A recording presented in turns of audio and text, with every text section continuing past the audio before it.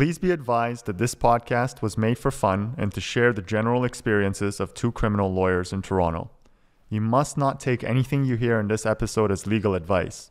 Every situation for every person is different, and you should always consult with a lawyer for legal advice specific to you and your circumstances.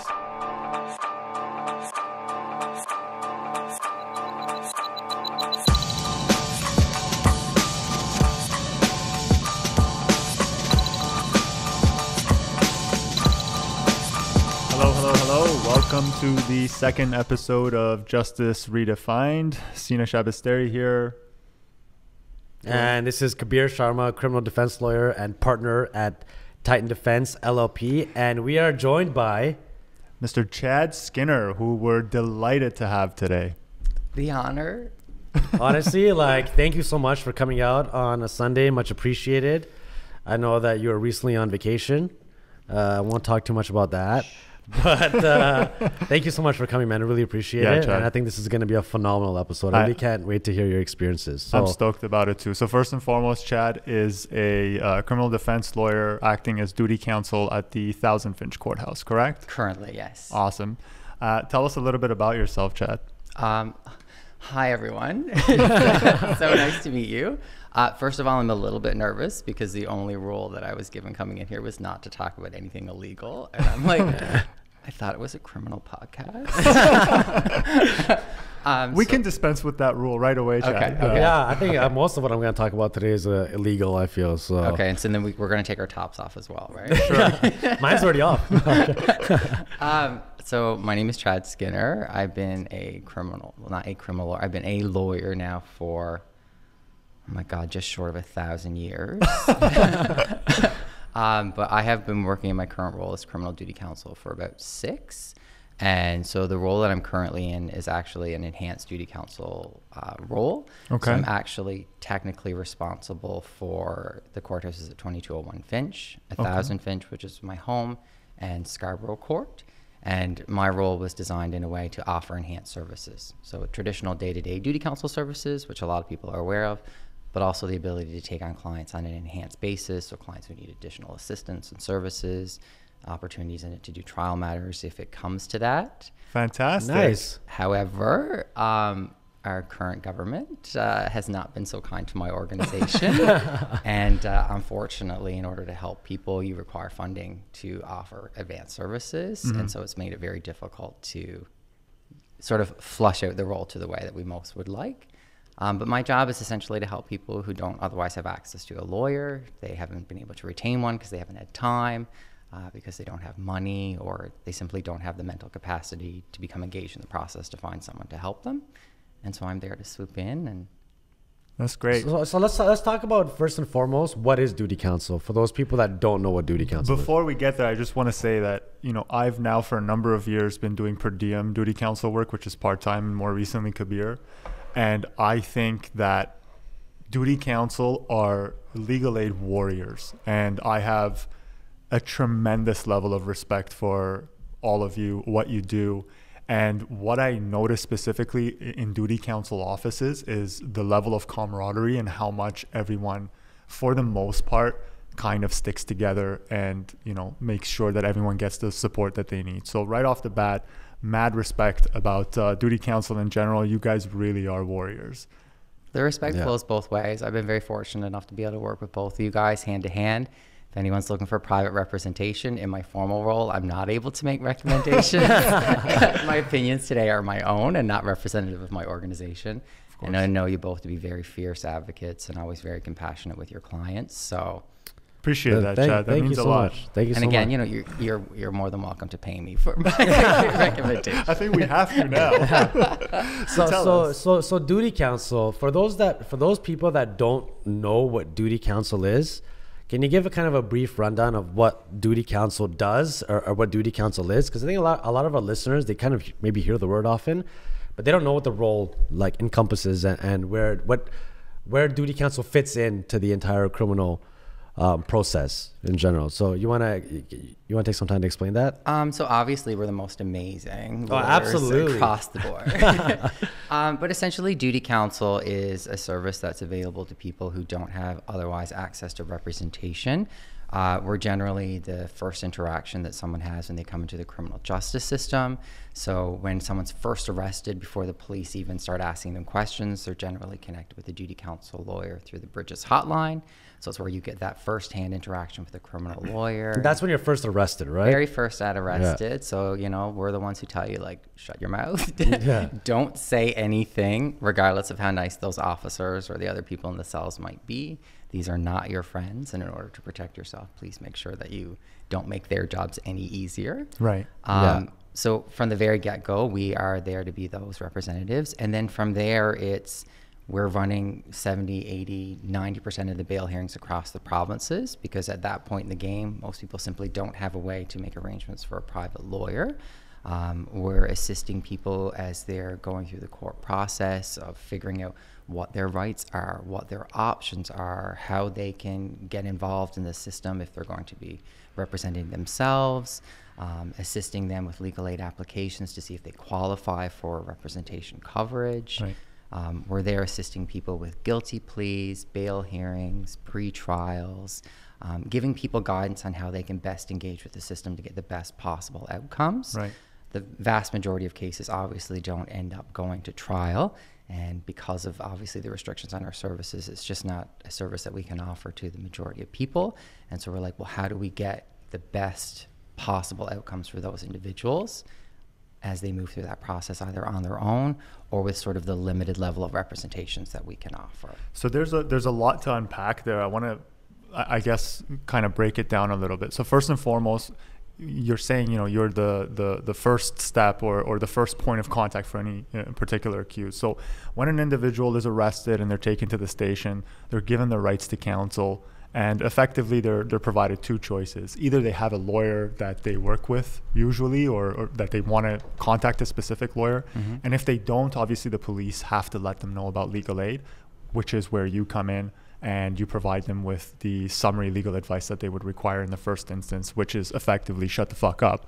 So I don't do that service anymore. Right. I have done it historically, but like I really like sleeping. Yeah, because you're getting all the calls like 3 o'clock in the morning. It's you know, insane. So when you do that, is it like you're on, like you're getting call after call after call after call all night long, or do you have like a couple? How does that work? So the staff duty counsel lawyers here in Ontario don't manage that particular service. Okay. So we've got a different sort of hotline, and there's lawyers who are prearranged to handle that. Mm-hmm.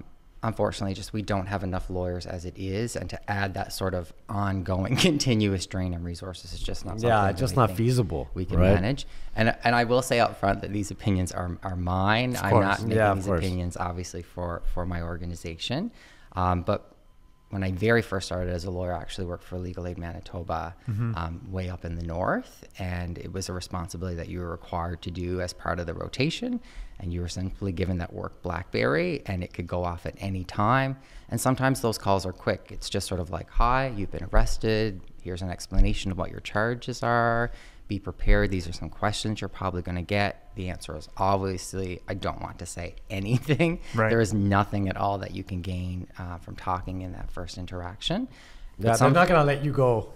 You know, like, right? Oh, this guy's a nice guy. I'll just let him go. Like, that's not happening, right? But like, you got to be aware though that like when someone's arrested, people get arrested in all sorts of different situations. So sometimes it's, you know, I'm just out doing my normal day-to-day business, but sometimes it's I've been arrested and I'm in the middle of a massive mental health crisis, or I'm very high, or like I had a call one time from this kid. So he's like a teenager. So obviously I'm not saying his name or any personally identifying information, but I get the phone call and he's just crying on the phone. And after 20 minutes, he was like, so I did a lot of drugs and I may have just told the police that I killed my best friend. Mm-hmm.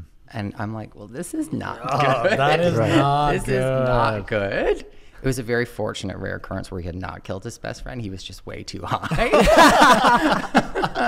That's amazing. But you don't know how long those phone calls are going to be. Best trip ever, actually. Oh, that is not a good trip. Well, at least you didn't kill someone. I mean, that's we have very different ideas of vacations. So I think that's actually something that I'm sure a lot of our listeners don't know, which is legal aid is, although every province has a leg of legal aid, it's a provincial institution, which means that I think every province probably has a leg of legal aid. They do, but so each province interprets how they apply legal aid services very, very differently. Yes.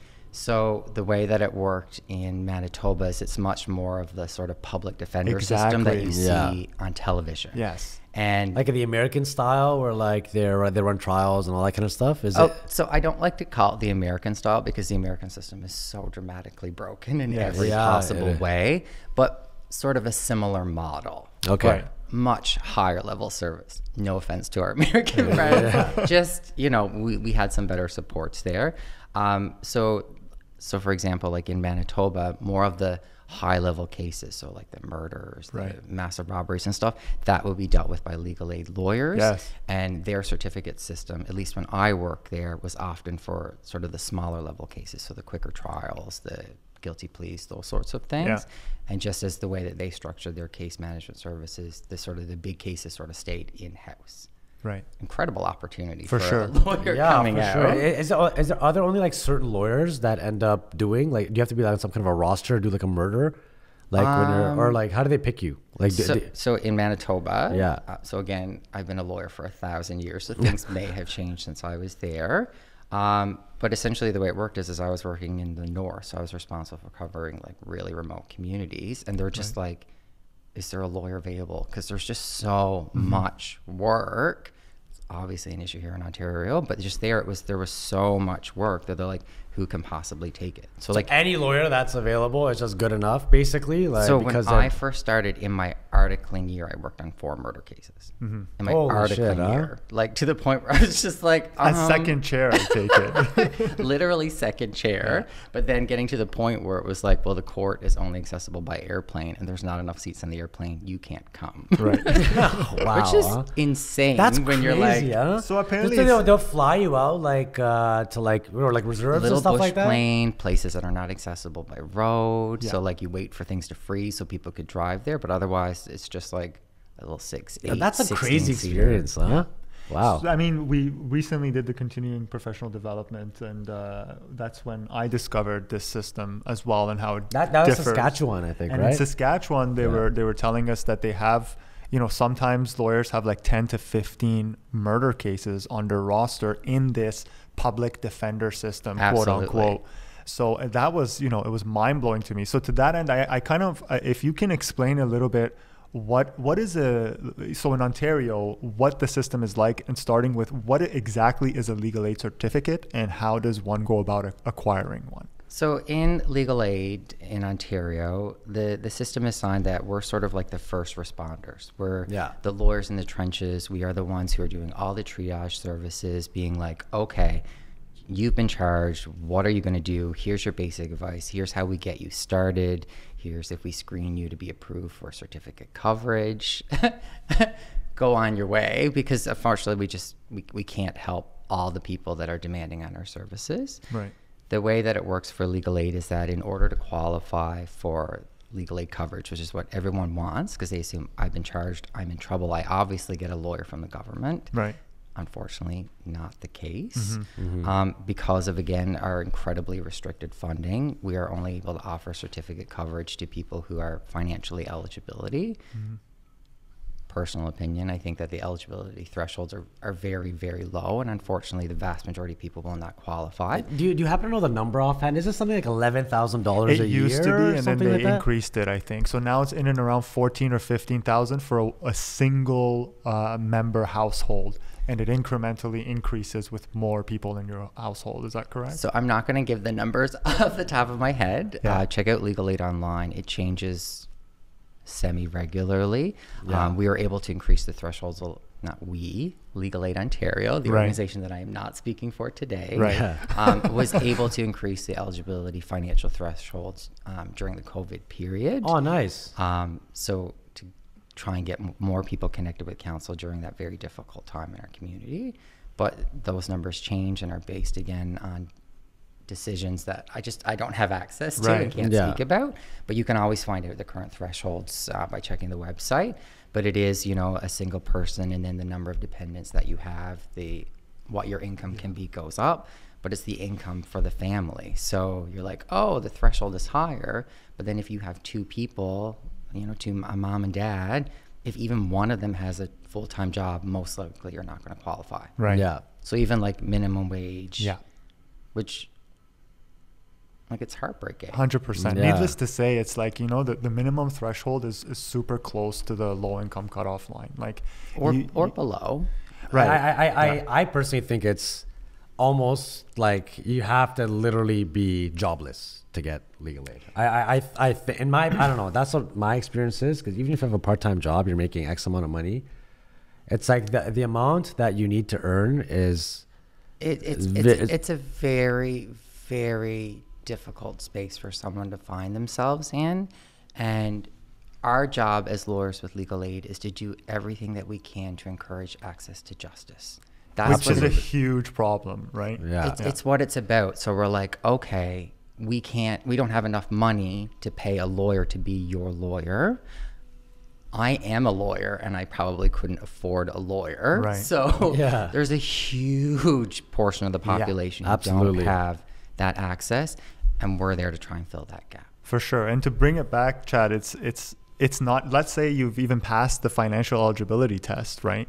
In order for you to be issued a certificate, there's another hurdle you have to overcome. You gotta be facing jail time. You gotta be facing jail time. That's crazy. So it's like you've never been in trouble before. Right. You're super poor, so you're already marginalized. You're already facing so many socioeconomic barriers. Right. And here you are now potentially being in the situation where you can't get representation. There's no possible way you could afford it yourself. And because of that, you could be facing a criminal record. Right. So then it makes it even more difficult for you to get a job. Right. I know the impact of a criminal conviction is huge on somebody's life, right? I mean, jail is one thing, and I get jail is bad too, but it's a lifelong stain once you have a criminal record, right? And it has impacts like far beyond just like the criminal justice system. It could impact you being able to go and volunteer at your kid's school, and not just now, but you're like, okay, I'm 20 years old and I made a mistake, or I found myself in a wrong space and I've gotten in trouble because, you know, Right. presumed innocent. Yeah. And because of your inability to retain a lawyer, represent yourself, or you're scared, or you're exhausted by the process, because the process is not easy. Right. A lot of people make the difficult decision where like, I'm just going to enter a guilty plea to get it over That's with. it. Yeah. 100%. Because I don't feel I have any other options. And And they make it very enticing, very easy for you to plead Make it guilty so too, easy. right? And then you're like, okay, well, I've made that decision now, so this is over. But then, like, you know, 8 years down the road, you have a kid. And then 5 years later, your kid wants you to come and help coach soccer or Right. baseball.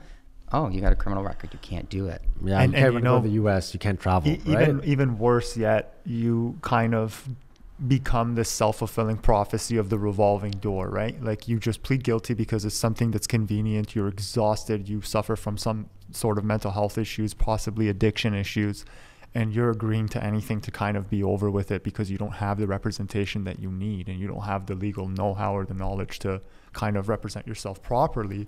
And even if you get let's say a conditional discharge, which is not a criminal record, but it's an admission of guilt. But it is a criminal record. Oh my God, this is my most hated thing in the entire world.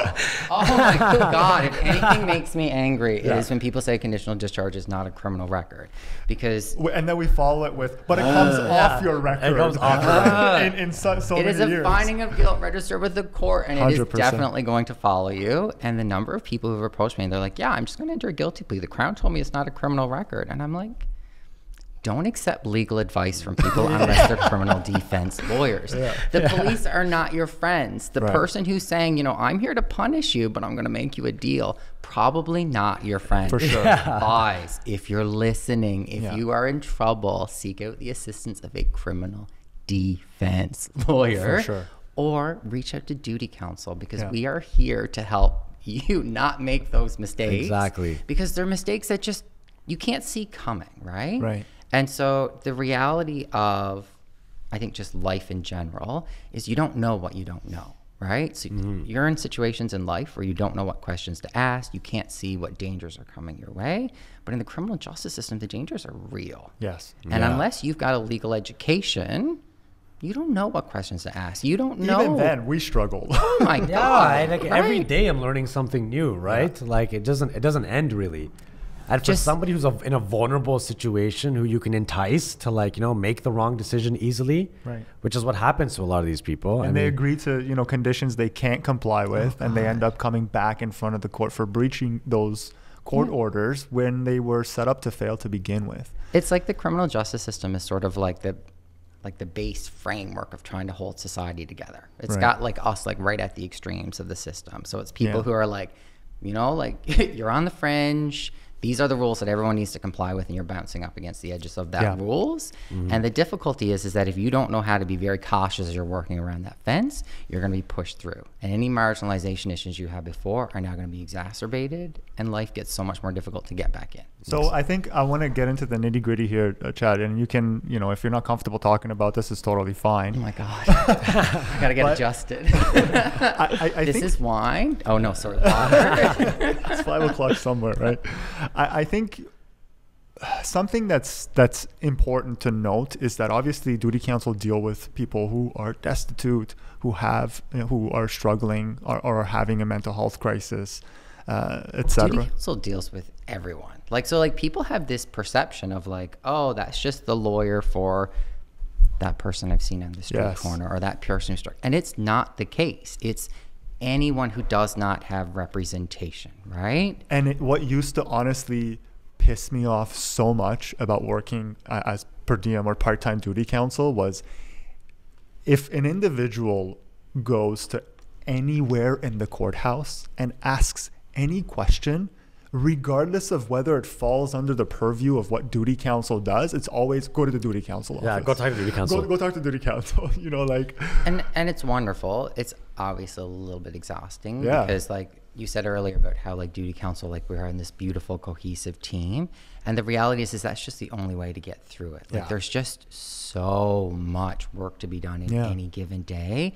And it's like I look around at the people that I work with, whether they're staff lawyers, whether they're per diem lawyers, and it's just such an honor and privilege to see people who show up in this capacity going, I'm here to square off and support those who don't have anyone else to assist them, and to give everything that they have. Like, people have this vision of lawyers of like, oh my God, you're doing this, you're in like the money and you're going to Bay Street. And like the people who are working in these roles aren't there for that.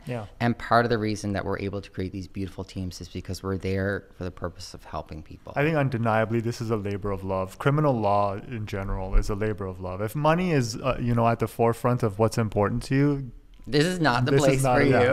That's it. It's not, and honestly, it's hard work too. It's not like you're just. It's not like you're just. I for some reason, I don't know why this came into my mind, but I was like, man, duty counsel is not that difficult until I started doing. Because when you're a defense lawyer and you see duty counsel, you just see them in sette court. Like you don't really know what goes on behind the scenes. And when I started doing per diem duty counsel, I'm like, man, you really have to earn your money 100%. here. It doesn't just come to you, right? And it's also fun too. Your day goes by fast when you're doing work. It's interesting stuff. You grind. It is a difficult job, man. One of the big distinctions is, so like, we're just in court all the time, right? And so like, when you're in like a private lawyer, or you're a person who's retained a private lawyer, that person has the time to like read your case, digest it, look up all the relevant cases, do summaries, make assessments. I'm like, okay, my day started. I have 15 people in crisis that need to be helped right now. And so I just need to know my shit. First, I'm like, I might have time to double check like a section of the code. I might have an opportunity to touch base with a colleague and be like, that case, where this crazy thing happened and we got this outcome, what was it? Give it to me quickly. And then just run with it, because you don't have the luxury of time. Honestly, there have been instances as duty counsel where the first time I've heard the allegations on a bail hearing was on record. Like that's just not uncommon. And it's not even shocking for me. I was like, well, like, how else are you gonna get it done? Everything is done on the fly, right? Like a lot of stuff. Like you don't really have too much time to dedicate to prepare. It's because you're saying you're dealing with so many people in one day. And, right? so in order to get through that, you have to be able to have faith in the people that you work with, because you can't do it on your own. Like I have a colleague, his name's Evan Flewelling. He's a genius. And I watched him one day run 5 contested bail hearings back to back to back to back. And like in that period of time, like the court has taken a break for the staff to get a coffee, go for a smoke, have lunch, use the bathroom. But when you've got 5 hearings back to back, you just don't have the luxury of that opportunity, right? Right. And that's not an extreme example. Like, and you know, part of like one of the benefits that the stakeholders in the criminal justice system talk about that Duty Counsel have is that, well, you know, they don't take work home. You know, that's one thing that they say. But you and I have definitely discussed the vicarious trauma that comes along with doing this type of work in general. And I can't imagine how exhausting that would be day in and day out. Like, not only that, like just the idea of like, you don't take work home is like such an offensive concept, because like, well, when do you think we read our cases? Right. When do you think we do our training? When do you think we learn the new skills to apply in court? Or when do you stop thinking about the miscarriage of justice that just happened? That just in happened, the bail courts day in and day out. And then it's like, on top of that, I'm like, I just spent 2 years locked in my house doing this. And so I'm just like, the idea of not taking it home, I'm like, it's so flawed in so many ways. So bringing it back, Chad, one thing I wanted to ask you about is, you know, a part of your job is dealing with people who are having a mental health crisis or who are dealing with addiction issues and things of that nature. Yeah. And I think the revolving door issue is that we really do set them up for failures. Even the Supreme Court recently talking about how we're putting unreasonable bail conditions on individuals. I want your views specifically on how you think there is this movement, an improvement of, let's say, defund the police, or how can we shift our resources so that we can better serve these individuals within our communities? So that's a tough question. It is a tough question, but I think that the biggest issue in our criminal justice system right now is that us at the very, very bottom, which is criminal defense lawyers and duty counsel, and those at the very, very, very, very top of the system, that being the people sitting on the Supreme Court of Canada, are on the same page. Yes. It's just no one else in the middle is paying attention. Yeah, you're right about that, man. That's a good... I'm just like I get so angry some days because I'm just like, okay, I don't have time for everyone's case to be heard today. So it's not that I don't want to do it. There's just literally not enough hours in the day for all these cases to be heard. And I have to waste an hour and a half making these arguments where I'm literally just reading out being like, the Supreme Court has said, please apply the criminal code. And since you seem to have forgotten, I'm just going to read you that quote. Yeah. And then I'm going to read you the section of the criminal code that tells you what you're supposed to be doing. Right. Why are you making me make this argument again? Yeah. And I'm just like, I'm a very different kind of lawyer. Like, some people are lawyers because they're like, oh my God, I love cases and I want to talk about cases. And, oh my God. And I've listened to your Obiter podcast and I'm just like, oh my God, that's so wonderful for you. And I'm glad that you can give me this snippet so I don't have to read it myself. I'm not that kind of lawyer. I'm in this because I love people and I love helping people. And I see cases and the law as simply tools to accomplish those goals. So my fascination isn't on how the machine works. It's how the car drives people from point A to point B. And so the Supreme Court has set out a map of how it's going to be driven.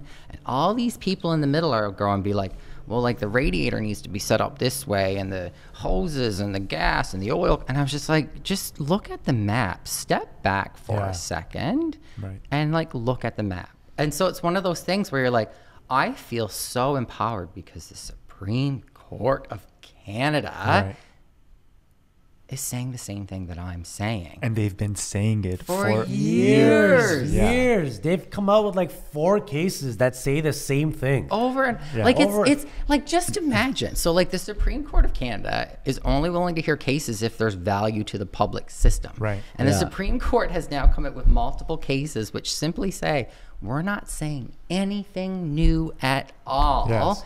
Please read the criminal code and apply it as it is written. You know, they've even amended the criminal code to include obvious things that the Supreme Court has said. It's insane. For example, you know, you should only impose conditions on bail which, you know, meet or that are justified. Or, oh my God, someone's marginalized. To the offense. Like, it's a you should principle of probably restraint. think about the fact that they're marginalized. We're aware that there's an overrepresentation of people of color in custody. Why don't you consider that? Yeah. And until it's written in the criminal code, no one in the system was paying attention to it. But I still every day get up and go, hey, hey, remember how our like social justice system is falling apart, and we've done all these horrific things to our indigenous populations, and we've done all these horrific things to people of color and to marginalized individuals, and like the Supreme Court is saying like be aware of that, and then like the government is saying like be aware of that, and we're going to update the criminal code and put it right in there. Yeah. Why do I have to get up every single day and go, remember, just remember, you're supposed to think of these things. You're supposed to be aware of what's happening in our community. So, Chad, just sorry again, personal opinion. No, dude, it's totally it just makes fine. me angry. But listen, if you hear me getting crazy angry, that means I'm gonna get crazy angry for you, right? Yeah, of course. Like because like that's a passionate advocate right there. The situation is that like because like the big thing is like when people are like, oh, you're a criminal lawyer. How do you do that? How do you defend people when they've done something wrong? And you get the same questions at parties. And I've been a lawyer for 1,000 years, so people ask me these same questions since the 1700s, and I'm just like, I view my job as obviously the personal advocate for every individual who I'm assisting as their representation, but I also see myself as the gatekeeper and the protector of the community at large. Because even though I'm making these arguments and having this fight about this one specific individual and this one specific set of circumstances, I'm arguing it to protect all of our rights. Right. Because as of right now, like we have these conversations. Let's link it back. This is fucking amazing. I did this. Bleep. Sorry. This is amazing. But you talked about like this whole issue of like defunding the police. So everyone's talking about like, oh, the police have too much money. I could go on for days about how offensive that system is set up as, but just as a general principle, you have to realize that like the police have lots of money, prosecution has lots of money, and with money comes power, right? Right. And so my job is to be that check on police powers. Right. Any defense lawyer, that's your job, is to be that check on police powers. And you're making these arguments and trying to help that one specific individual, but we need to check the police powers on that individual, or it's going to apply to all the other people down the road, right? And that's what I love to say. Charged or not, it's about our collective civil liberties. We're fighting for you. Yeah. It's like my friend is like, oh, how can you do this? And I was like, well, if I didn't make this argument, well, you know, 3 months down the road, the police could just stop you for no reason and empty out the contents of your car, whether or not you've done something wrong or not. So we're not so different. We're much more alike and much more connected than I think. So many people, you out there in listener land or video land or wherever you are, but by the grace of God, have you found yourself in the position of the vast majority of people that I've assisted. Right. But by the grace of God, have I found myself in the vast majority of people that I represent. And that's not even like a Christian thing. It could be God's, it could be whoever you believe in, but by the grace of the universe, found yourself in this position. It could happen to anyone. And the concept that like you're presumed innocent, a lot of people who get charged with criminal offenses didn't do anything wrong. Right. They've got an ex who's upset with them and has phoned the police and been like, I'm going to friggin' get you back because you were rude to my dog. And I'm going to tell the police this. And then you're stuck in this system. Yeah. Right? What blows my mind is how much... Do we want to talk about the police funding issue? Because it's really, really offensive. We should. We should. So, are we talking about municipal funding? Can we just do like one major thing that like... So like... For years, I've been like, the criminal justice system is about to fall apart. And since I've been a lawyer for 1,000 years, you can see how things are starting to fall apart and how they've changed over time. And so before the pandemic happened, I was like, we're teetering on the verge of collapse. The Supreme Court's come up with the Jordan decision, being like cases aren't being heard fast enough. And because of that, even really serious charges are being thrown out because people's rights are being violated. And then COVID happened and you're like, oh, damn. Since COVID has happened, it's been announced that there's more than 60,000 cases now waiting in the backlog, waiting for trial. It's insane. And like, that's bad for everyone. Like, that's bad for the person who's accused because people think, oh, you're defense lawyers, you're only thinking about the person who's being accused. But that's bad for every family member who's lost a loved one or has suffered some sort of tragedy. It's bad for every victim. It's bad for every person who saw something terrible happen and now has to carry that with them in the community before they can get some resolution.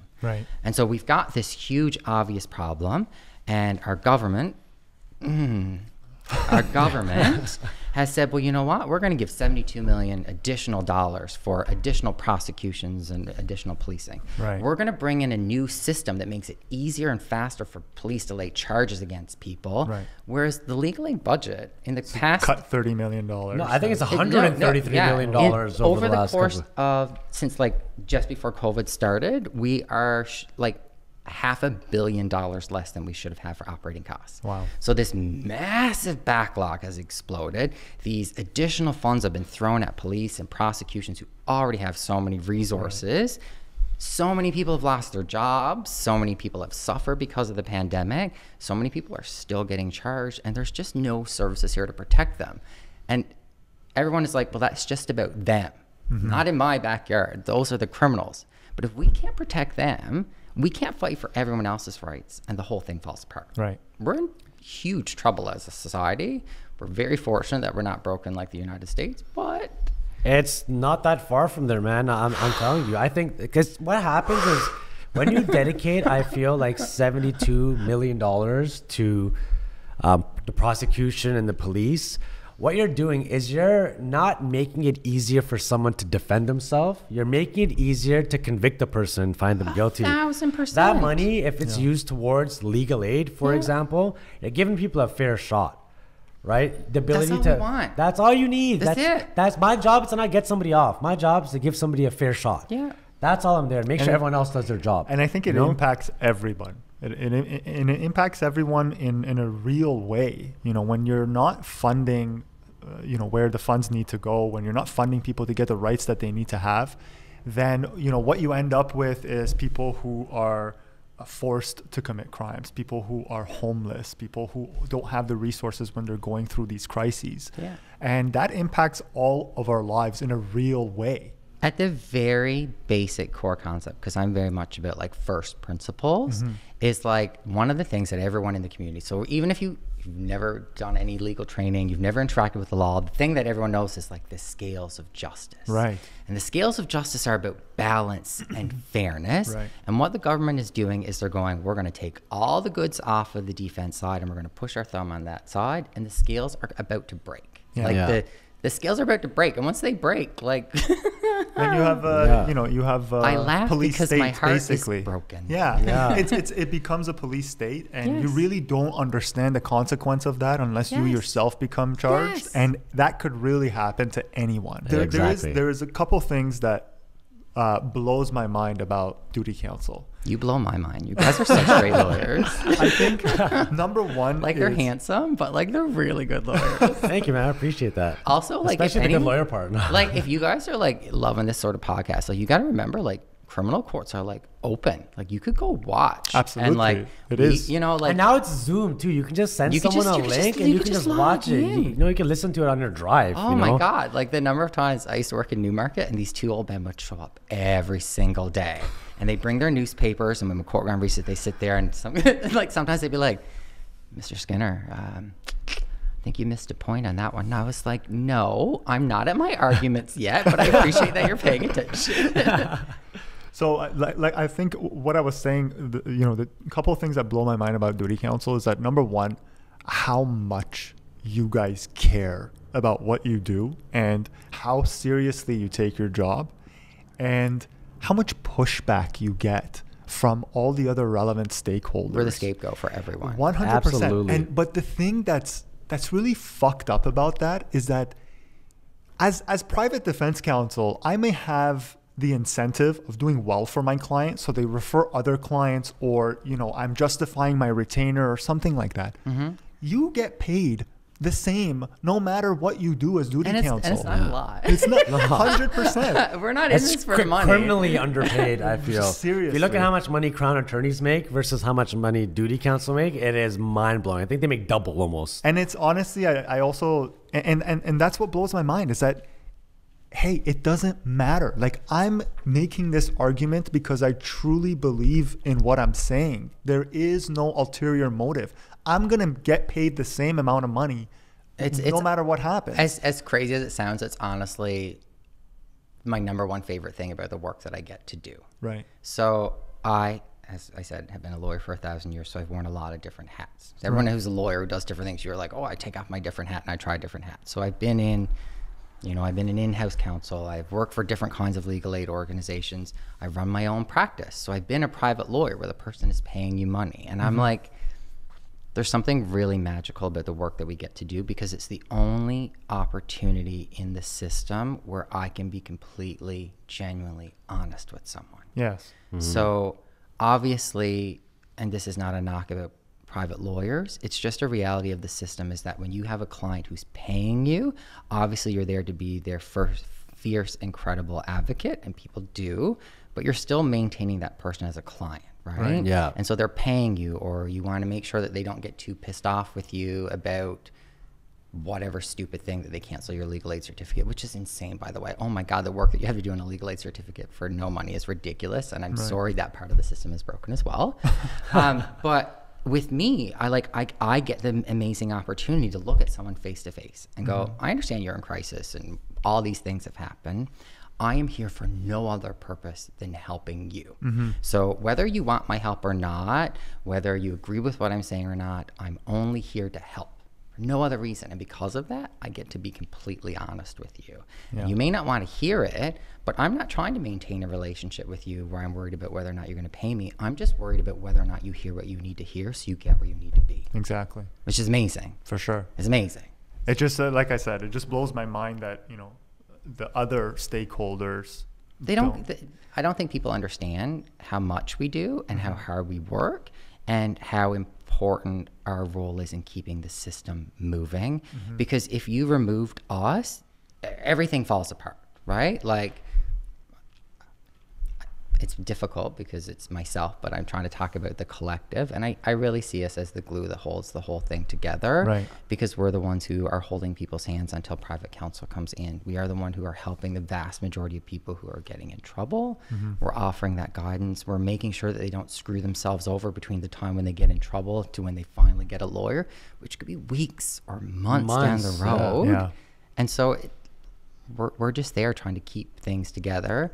We're trying to keep the courts moving because we have a duty as professionals and as officers of the court to keep the court operating and functioning. And so a lot of duty counsel lawyers are doing work that's not in our sort of assigned work skills, but we're doing it just because if cases aren't heard, if the system breaks down even further, it impacts everyone that we're trying to help. Right. It's crazy. Yeah. It's crazy. So let me ask you this, something a bit more personal. Oh, okay.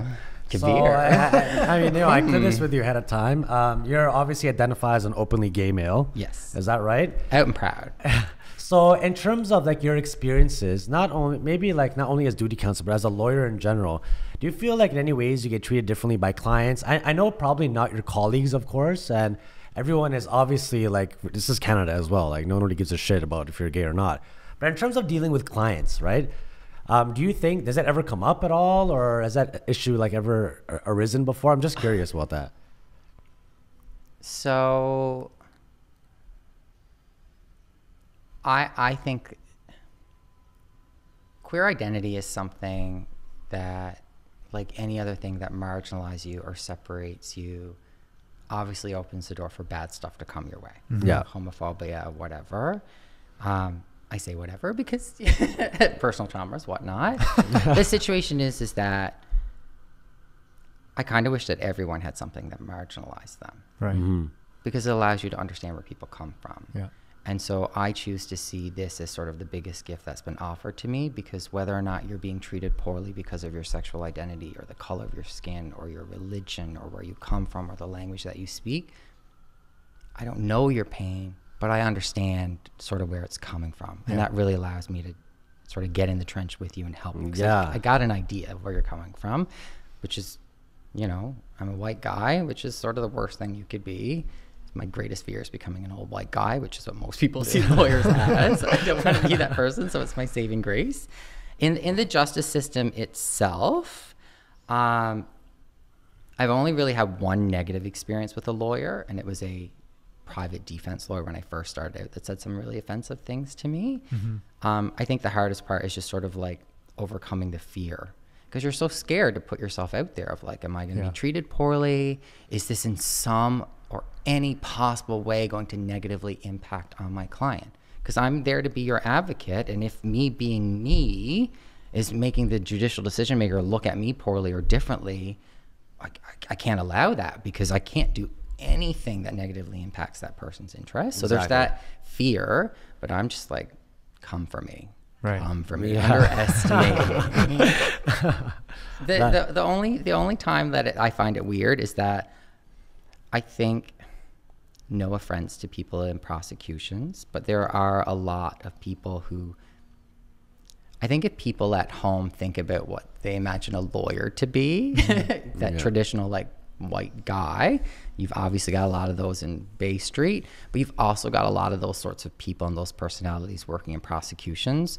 Whether or not you're a white or a male, there's sort of a culture there that supports those things, because at the same time, people in prosecutions, although they have vast more resources than we do, still don't have enough, right? Yeah. And because of that, they're still required to work as teams. And so in order to work as an effective team, you've got to fit in with the culture. And so there's layers there. So it's not a comment on the individual, but I think that there are some cultural issues which make it difficult on that side. And then you get that awkward conversation where I'm trying to talk to someone and they just, as out and loud as I am, they can't see it. So they can't understand the things I'm trying to talk to them about. And sometimes they can't understand the things that I'm bringing up about my client or about the case that they just can't see. So it forces me to be the educator.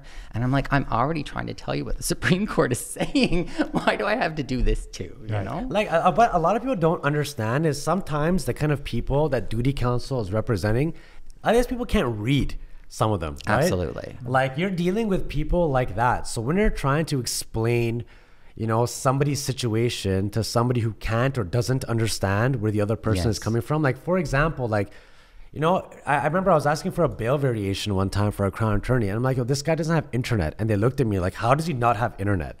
I'm like, listen, you take these things for granted because it's just so like pervasive in our society. But you gotta really take a step back sometimes, right? It comes down to a question of privilege. Yeah. It comes down to a question of privilege. And so when I say my greatest fear is becoming an old white guy, it's, I don't want to be that person who's blinded by their privilege. Right.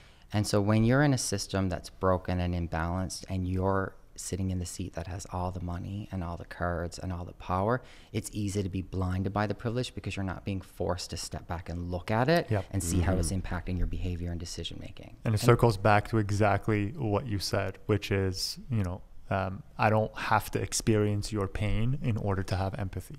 But if you're so blind by your own privilege that you can't even understand that people are suffering, Right. You're not meaningfully participating in the system.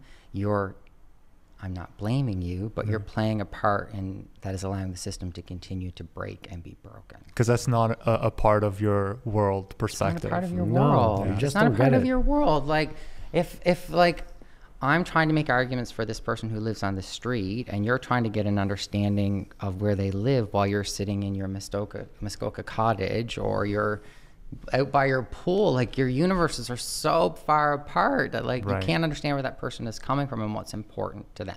Right. Exactly. Let me ask you this, okay? What pisses you off the most about, you know, the bail system and that you see? Because you're dealing with bails all the time. I want to know, like, what is the thing that takes Don't you make off? me name names, Kabir. Don't make No names, no names. Or I'll probably know who you're talking about, but I mean, don't make me name names. but like, what gets you the most mad? Because you see it all the time, and I want to hear your perspective on that. What makes me the most mad is Something practical, not like from a systemic, like something on a day-to-day. so obviously rampant injustice and rampant unfairness and racism and misogyny and all the horrors of our society being reflected in this very important system. Because if it exists on the streets, it exists in bail court, and those same issues and personality problems are there. What specific thing pisses me off the most? I think it really just comes down to the fact of how ridiculous so much of it is and how it could be working so much more better, but So much more better. I apologize. I'm supposed to be professional. Use this words for a living. But the things could work so much more effectively if people just step back and examine their own behavior. And so it frustrates me on a day-to-day basis for people to be like, yeah, we're being told it's broken. I'm in it every day. I can see that it's broken, but not questioning their own role in that. I think part of the difficulty or the culture of complacency that we have in bail courts is that the Supreme Court says they talk about it. They say those. They're literally telling you what to do. Like, you know, they literally tell you this is how you're supposed to do it, and they still just, you know, it gets ignored. Jordan, the Supreme Court, the culture of complacency about delay. But I think so that our, you know, lay people, listeners can have an appreciation of what goes on. Lay people are hot. We love lay people. We're here for you. There is a small percentage of the stakeholders, like the justices of the peace, judges, and crown attorneys or assistant crown attorneys, that are just very conservative, and they think everybody should be detained and held in jail because they don't really have an appreciation for the presumption of innocence. Putting that aside, I think the biggest issue is the culture of risk aversion. Oh, right? huge. They don't want to be responsible for the anomalies. Every crown attorney is scared of the inquest. That's it. So, like, you showed up in bail court, and it's like, oh, me and my partner, I don't even say girlfriend or boyfriend, because I'm being progressive.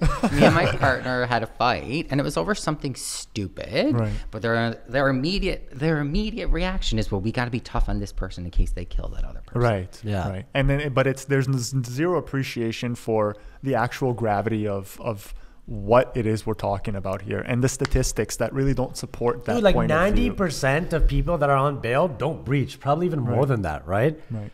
But they're just scared. And to be honest, when an inquest does come along, heads roll. It doesn't matter, like, you know, who's involved, crowns. Heads roll, but it happens like so rarely, right? And they're going to have all the best lawyers. They're going to have, they're going to be facing that from a privileged position. And the language is so strong from the Supreme Court. Release is the norm, detention the exception. Yeah, you know? Don't worry about it is what they're saying. Exactly. You know, liberty lost is never again regained. You know? I'm saying it. You're saying it. The Supreme Court is saying it. Yes. And no one is listening. No. So to that end, I'm curious to know two things here, Chad.